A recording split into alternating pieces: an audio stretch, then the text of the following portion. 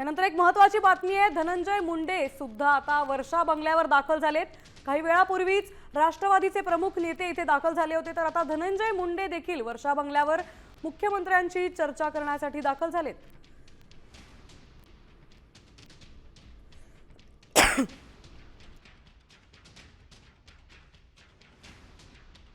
काही वेळापूर्वी छगन भुजबळ आणि इतर दिग्गज नेते राष्ट्रवादीचे वर्षा बंगल्यावर दाखल झाले होते, तर अजितदादांकडील खात्यांसंदर्भात आता ते मुख्यमंत्र्यांची चर्चा करणार असल्याची माहिती आहे। राष्ट्रवादीचे प्रमुख नेते काही वेळापूर्वीच दाखल झाले होते, तर आता धनंजय मुंडे देखील वर्षा बंगल्यावर दाखल झालेत। आपले प्रतिनिधी गणेश कवडे आपल्यासोबत जोडले गेलेत। गणेश, धनंजय मुंडे देखील आता वर्षा बंगल्यावर दाखल झाले, चर्चा होणार आहे, काय अपडेट्स आहेत?